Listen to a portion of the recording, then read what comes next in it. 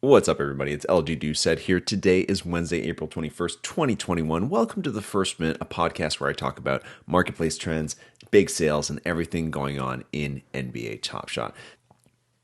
Today's agenda, it's pretty simple. We're going to do a little roll call of what's going on at the First Mint, and then also talk about what's gone on in Top Shot the last couple of days. Hasn't been much. Marketplace is still under maintenance as of when I'm recording this. Then we are going to get into our segment about your next $500 on Top Shot. You might think that that is trading advice, but I can assure you it definitely is not. It's just going to be a bunch of different viewpoints from myself and some of the other guys in the First Mint Network. I want to remind everybody here that none of the content on the show constitutes trading advice in any way, and that this show is not affiliated with NBA Top Shot, the NBA, or Dapper Labs. I'm just a guy at his house who loves basketball and blockchain. This is the First Mint.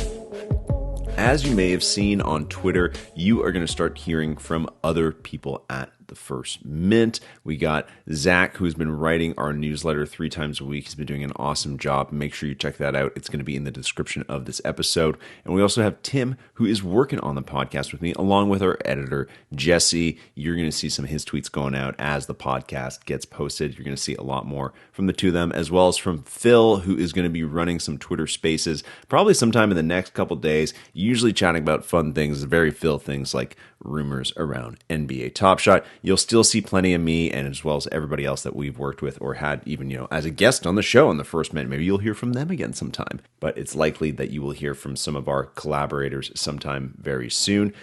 With all those names I just mentioned and all the content that is coming your way, you're probably wondering how often you can expect to hear from the First Minute, so I'll give you the breakdown for now. Podcast is looking like it's going to be Monday, Wednesdays, and Fridays. We're going to try and have it to you early on in the morning. It's still going to be very heavily Top Shot focused, but we are starting to trickle into other NFTs as proven by our last couple of guests.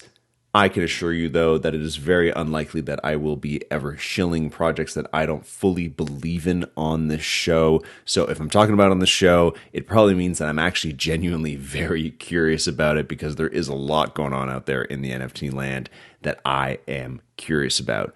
Tuesday, Thursdays, and Saturdays is when you're going to get our newsletter. It's going to be a recap of everything you might have missed at the First Mint, as well as just great stuff that's going on around the community. Again, you can sign up for that in the bio for this episode. And then we're also going to be doing some Twitter spaces whenever there's a drop, and I don't know when the next one is, but maybe it's this week. We're going to be doing live Twitter spaces, which we've done in the past, where we have a few folks from the community come up and narrate to us themselves opening their packs. Spaces, very easy to join in the Twitter mobile app. You must have it to join, but again, it's just kind of like Clubhouse. You just join in and you listen to us. And like I said, Phil D is going to be running a couple spaces here and there, a little bit ad hoc style, so keep an eye out for that on Twitter. Lots of coverage I just mentioned, and you're still going to see the occasional live stream. We're kind of revamping that. It's going to come back soon. And of course, there's always our website that has our latest articles and Top Shot 101 tips. Speaking of Top Shot, let's go around the organization. So yesterday, tons of time spent in maintenance on the marketplace, so there really wasn't much going on. But there was another 30 moments that were minted to go along with the 30 that were minted on Monday. Monday, of course, we saw some new metallic gold moments being made, 30 of them. Those might come out, I would say, probably in a premium pack sometime soon. Premium pack, if you don't remember, is a pack where the main moment featured is a metallic gold moment, as well as some other common moments. The ones that came out yesterday, though, they are not metallic golds. They are just regular Series 2 base moments. Highlight probably being Sadiq Bey, who will make his Top Shot debut in those moments. There's also a few other rookies there from the stuff that was made yesterday, like Xavier Tillman, Devin Vassell, and a few new moments for some, lesser-known players. Also, a few moments there from players who have just switched teams, such as Blake Griffin and Aaron Gordon. And also, we are getting another Harrison Barnes moment, and I feel like it's going to be that game winner that we saw. I think it was against Cleveland, like maybe a month ago. I feel like there's another Harrison Barnes moment, and it's not that one. It's going to be kind of disappointing. Only other thing to look out for this week is, of course, Cool Cats 4 ends on Thursday, and we're still waiting to know what the details of the Master Challenge for the LaMelo Ball, which feels like it's been going on for 20 years now. We still haven't found out what the details are for that Master Challenge, but it might be coming soon. And of course, if you're on Twitter yesterday, you maybe saw the rumor about baller status and how it's being updated and how some stuff might be coming. Again, rumors, so go to Twitter and kind of scroll through the timeline or something like that to find it. Just kind of a rumor, so something official comes across, we are going to put it on the show. So this next segment might be a little bit odd to present to you during times right now where the marketplace is kind of dead, things are a little bit grim, and that might seem like a very strange time to talk about what you should go buy. But I'll be honest with you, that question is something that I'm getting a lot of these days. I think we're seeing a slow trickle of new people in Top Shot, and I'm getting tons of DMs of people asking me, hey, what should I do with $100, $1,000, whatever.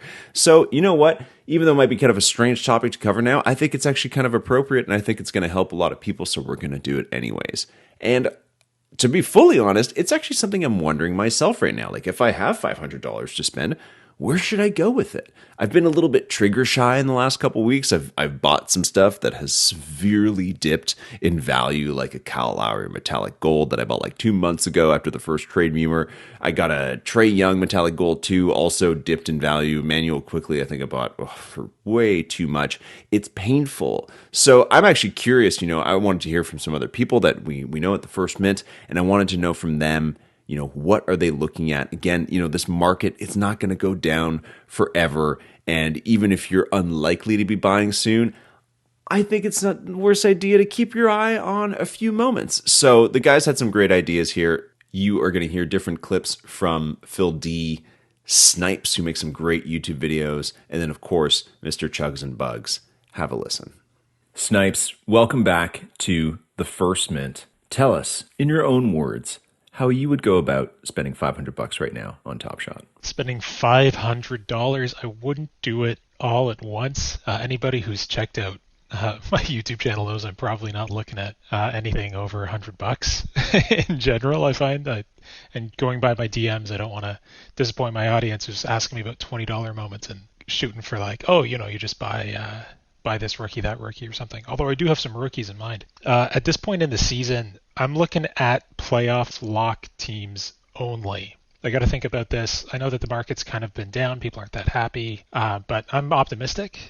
Got to stay optimistic. And I'm looking at the basketball season.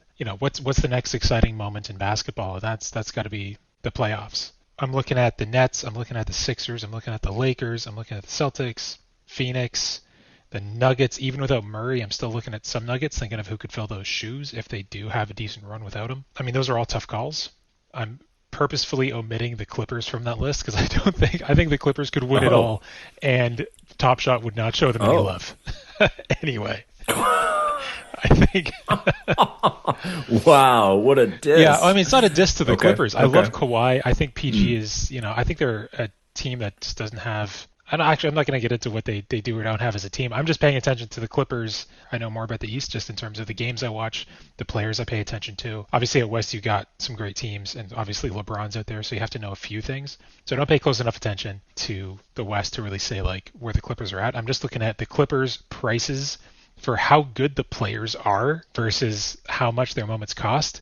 It just doesn't make any sense to me. And I see that with a few teams, but when I'm listing playoff locks, like the Clippers are obviously, they're a lock. They're a great team.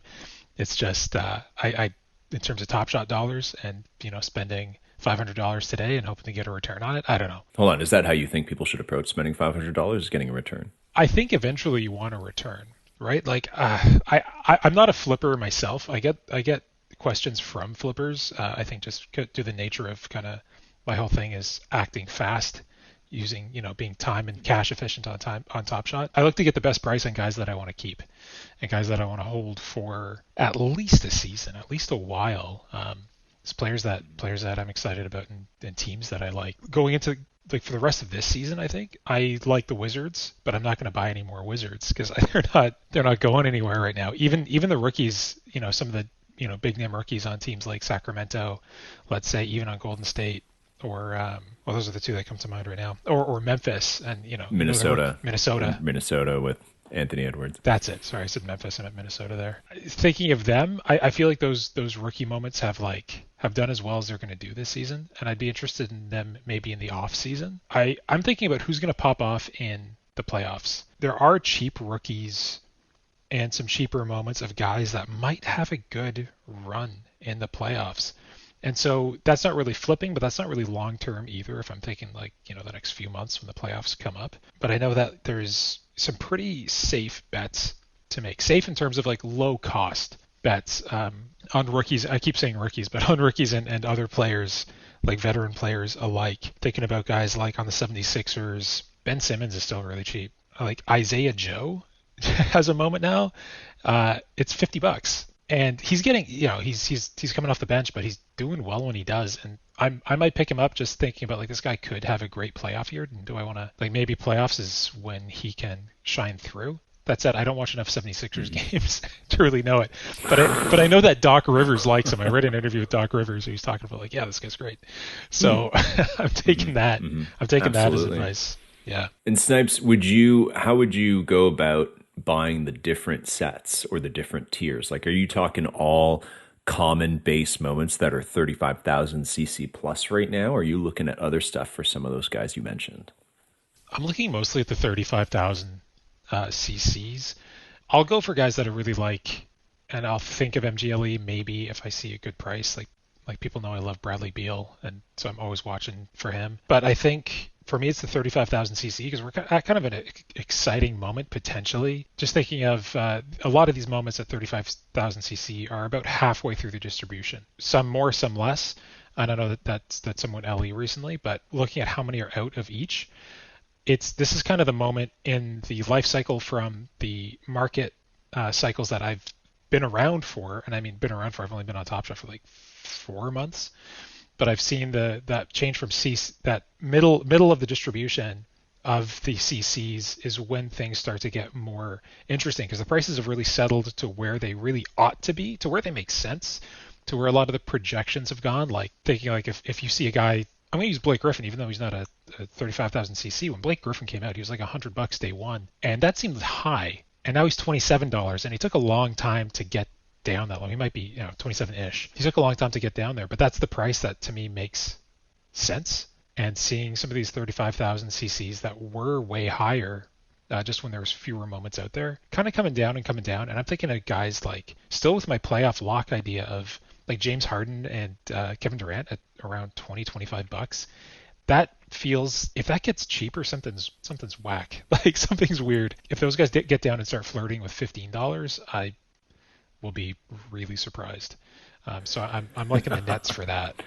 But then again, Kyrie's going around $10 right now for his 35,000. So I don't know. If you had to pick one player, who would it be? One player to buy today? Right now. Right now, yeah. Oh, LeBron.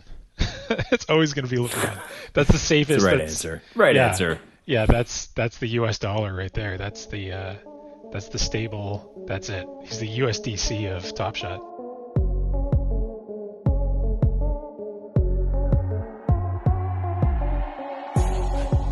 Phil D, you're back on the first mint. We've got a very simple question for you.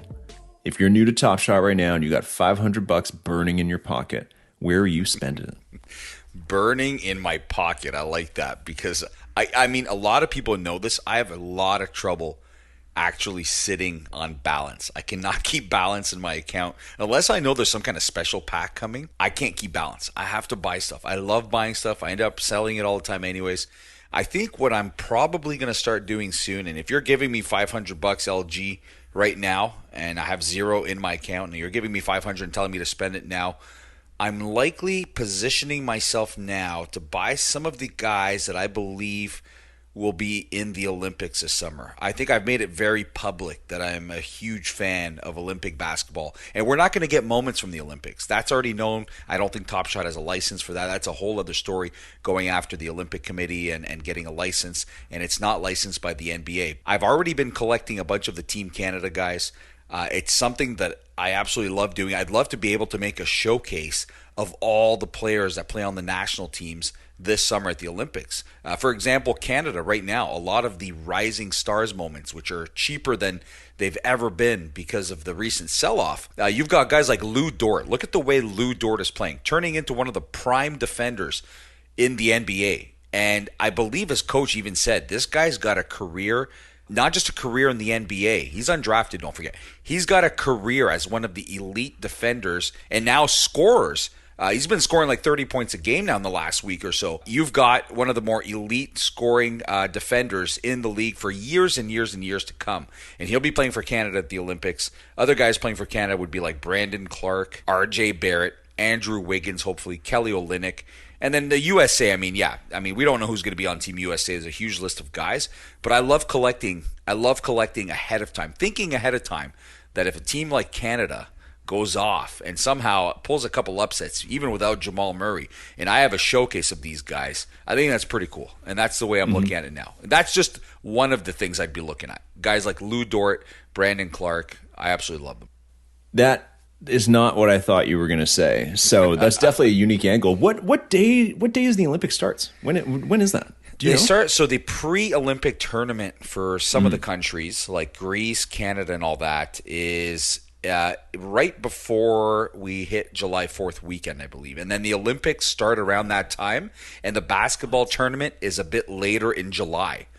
So, like right after the finals, you mean? That's it. And that's why a lot of guys like Jamal Murray were in question as to whether they'd be able to play for Canada because they would be too tired or they'd be too caught up in everything if they made another deep run in the playoffs, right? The Olympics, I'm literally looking at it now. I didn't know this. The Olympics start the day after the last day that the finals could end. The finals, the latest day they can end. The finals are right now scheduled, I think, July 8th to July 22nd, and the Olympics start on the 23rd.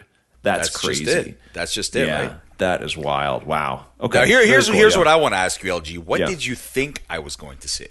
That's a good question. I mean, you've got such good and deep like basketball theory and more so like hunches. Like you're really good with your gut. I thought you were just going to give us a couple like dark horse playoff picks, maybe, or even some super sleeper, very sleeper, like rookie or sophomore guys that we should be looking at. You know, like maybe. I don't know, maybe you'd give us a really special tip, like don't sleep on Obi Toppin or something like that. No, I wouldn't go Obi Toppin. And it's funny because the Quickley hype is gone. I mean, as soon as they dropped that moment and people went crazy, he hasn't been putting up the big games that he used to put up before his moment dropped, right? He's had a few good games here and there, but it's funny how that works out. Now his price is really obviously accessible for a lot of people on Top Shot as opposed to not being in the first. But, you know, you have to think. I think everybody's looking for the new Tyler Herro from last year, right? Yeah. You're trying to get ahead of that. Saying. Yeah. It's kind of like a meme player almost. I hate calling them meme players because, you know, I don't think guys like Caruso, love Caruso and all that, and I know we're going to I'll take flack for saying this, but I mean, come on, man. I have no interest in having any stake in any of those guys at any point. Tyler Herro, a little bit different, you know, but it's really hard to tell. And now that Jamal Murray's out, this was supposed to be the year where Denver maybe takes that next step. And he was such a big part of that, and I'm such a fan. That was hard, and I would have said, especially trading for Gordon. Well, too, right? Yeah, exactly. That's it. They're just all going for it. Yeah, they're all in. So, you know, the beauty of all this, LG, is that we don't know ahead of time. I mean, you can predict all you want, but you know how predictions go in Top Shot. You know how predictions go in the NBA. I wish I could give you a name, but I mean, I could say a guy like Donovan Mitchell, but I don't believe in the Utah Jazz, right? But the thing is that even with that Tyler Herro thing, which is something I keep bringing up, you know, who's going to be this year's Tyler Herro? I think a huge thing that's attached to that is who's going to be this year's Miami Heat, right? Because it's not like Tyler Herro was an obscure player on like a number one team. Like the Heat were like seeded fourth or something. Like, like they weren't supposed to go that far, and nobody was even thinking about them going into the playoffs, and they somehow came out of the East. Well, you know, so that's something you could think about in terms of like look at the teams that are, you know, not first, second, or even third, and think about who might raise some eyebrows, right? Because last year it's like the top three in the East was Bucks, obviously Raptors, and Celtics, and everybody was like, well, it's going to be one of those three teams without a doubt. And this year in the East, you're kind of saying the same thing, right? But you don't know what's going to happen. Here's my hot take. If you're looking for the next Tyler Herro and the next Miami Heat, I'll tell you who they are. I already know who they are. It just came to me right now. The new Miami Heat and Tyler Herro of the 2021 playoffs will be the Miami Heat and Tyler Herro. Listen, they are one of the better. They are one of the better coached teams in the NBA, and Eric Spoelstra, he does not get the respect that other coaches get. He just doesn't. And he's turned mediocre products into very good products for years. All he needs is a star player or two. Yes, the LeBron and Chris Bosh and D Wade was obviously a super team, right? Anybody could win with those guys. But that's not always the case, right? And what we saw last year, I don't think was a fluke. When that team is healthy with Jimmy Butler, now they've got Victor Oladipo, they've got some pieces. We saw it the other night with Bam Adebayo doing a complete shutdown job on Kyrie Irving, okay? The Brooklyn Nets cannot stay healthy for their lives, and that's a big problem. If the big three are not together, that team's not winning anything. So if I'm looking at a team that's already experienced a run like this, we don't know if they're going to play in a bubble or not. I don't think so, but it's still a weird environment without fans. The Miami Heat did it last year. Why can't they do it again this year? That's the way I see it. Tyler Herro, not really noticeable during the regular season, but he's a guy that, again, he might be some playoff magic freak. He might be only a playoff guy, right? And there's definitely been guys like that in the NBA in the past. And Hockey even has those guys all the NHL, time. I was going to say, that's All what I the was going to say. time. Hockey has guys who are literally, you don't even talk about them through the regular season, and then they score like 3-game winners in a postseason. So that actually is a really good theory. I'm just looking at the standings now. Like they'd be part of the play-in if the playoffs started today. Yep. But a first round matchup of the Heat and the Nets, or the Heat and the Bucks right now, like the Bucks would be kind of, would you want to face the Heat first round? No. Right after what happened last year, and all you have to show now is you've got Drew Holiday there to help. Like, do you really want the same matchup? Right? Absolutely not, man. I'm telling you, this is a real dark horse team. Just because Jimmy Butler's Jimmy Butler. When he's healthy, this team has not been healthy all year. They've had guys in and out of the lineup. Some of their guys like Tyler Herro expected to have a huge year because of what he did in the playoffs, and he didn't. He didn't play well this year. But like you just said, he's the type of guy that probably shows up every playoffs. He'll probably be knocking down three-pointers all over the place in this run, and I would not want to see these guys. So if I'm predicting again, we see another scenario like this. It's hard to predict because they're not predictable, these things. But I could see the Miami Heat doing the exact same thing. And I'll buy into that for sure. I'm telling you, Bam Adebayo, we saw it the other night. He was blanketing Kyrie Irving, and that is impressive. Absolutely impressive. Absolutely. And very, very useful in the playoffs. He doesn't get much respect.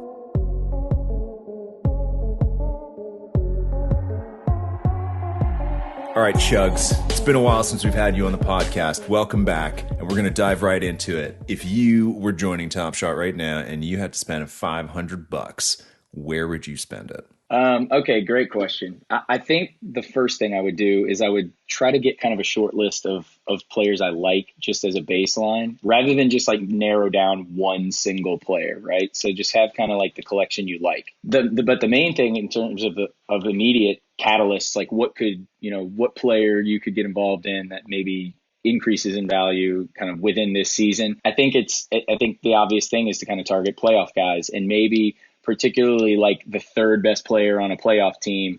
Perfect example for me, Tobias Harris. I come back to him all the time. He's relatively undervalued. He's kind of overlooked because he's not given that sort of superstar status. But if he's a productive, crucial player for the Sixers, in the Eastern Conference Finals or something, that's a guy that has upside that, in terms of his value in Top Shot, he could really level up there. And every year there's a collection of guys like that. Tyler Herro is a perfect example from last year. Jamal Murray, Donovan Mitchell had their moments last year as well. So those would be the kind of guys that I would be kind of targeting as I sort of build out a little mini collection of maybe stars that I like bigger picture, but then also keeping an eye on who could make some noise in the playoffs. Are you looking at, I'm just looking at Tobias Harris's moments right now. We got $6 for his CC. And the next one after that is 102 for his Series 1, 4000 LE. What, if we're spending $500, are you spending it all on one playoff sleeper, or are you looking to diversify equally? So I like the diverse approach to it, honestly, because then you can kind of have your hands in several playoff series, basically, right? And maybe not every single one of them is going to go off, but maybe one of them probably does if you've got 6 or 7 of them. Looking at that Tobias Harris, I actually like the 35K because it's a game winner. It's a pretty sweet moment itself, and I'm kind of, my long-term view has been, the moment matters, and it will matter as a player, gets more moments, right? It's eventually like there's going to be certain ones that stand apart. Scarcity obviously will always be a thing and be a factor. But, if it's an awesome play and it's undeniably impactful or relevant, I think that's going to also kind of hold some value over time. Plus, $6 versus $100 is obviously a major difference in terms of just an entry point. I will say, though, that $100 for a Top Shot debut of a player like that, it could still move pretty decently, if he really, again, if a player like that really makes some noise in a series or, not just the first round, but like in the conference finals or certainly the finals itself too. I like diversifying though, for sure. Everything is so amplified in the playoffs, right? After somebody hits like a clutch game winner, you're like, this is one of the best players alive. You're just convinced of that. Just like last year after the Celtics series, the Heat, we were like, wow, Tyler Herro, like he's going to be the next great player. Right. And then he's good, but he's not, he's not dropping 40 a game and leading the league, winning MVP this year or anything like that. So how do you approach that? How do you approach like someone like Tobias Harris that you're like, well, this is a potential playoff hero, but knowing that potentially, you flash forward 6 months, middle of December, you're not talking about that player in a top 10 or top 20 conversation. That's kind of the double-edged sword of the playoffs, right? Because when you have less teams, you have the same amount of eyeballs, right? Basically focused on less players, less teams. So like you said earlier, everything gets amplified and not everybody is going to remain like for a lot of guys, that will be their one shining moment, so to say, and they might never get back to that level. Now there's going to be some guys that you might think, okay, they're well on their way and they're going to stay, awesome from that point on. Right. And it's just that it is what it is. Tyler Herro, obviously, like you said, good player, but is he some, franchise cornerstone guy?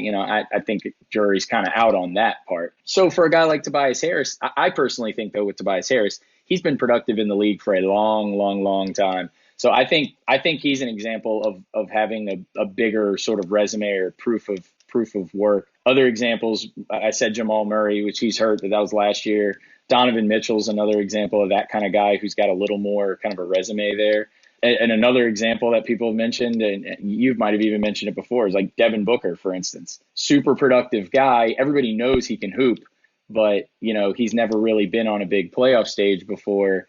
I feel like that would be more of a validating thing for him versus like a prove it kind of thing, if that makes sense.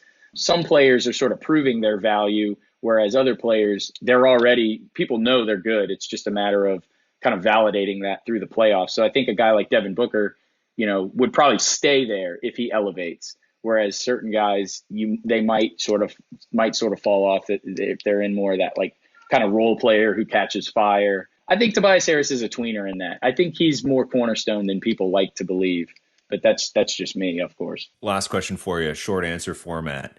You're a Grizzlies fan. Who is that player on the Grizzlies? Honestly, I think it's Jonas Valanciunas. Guy is a top 15 PER in the league. He's honestly one of the most productive players in the NBA that nobody knows about. Oh, well, I know about him, man. He was on the Raptors for a long time, and we mortgaged a bit of the future to get Gasol, and it worked. But that's definitely a guy that we miss, especially this year up the middle there on the team. We definitely need a guy like him. So that is a good pick. I like it. I could obviously name just about anybody on the Grizzlies that I feel good about, but I like JV as a call there. And that is going to do it for today on The First Mint. Thank you for listening. Give us a follow on Twitter and also look out for that newsletter. The link is going to be in the bio of this episode. Otherwise, we will see you Friday on The First Mint.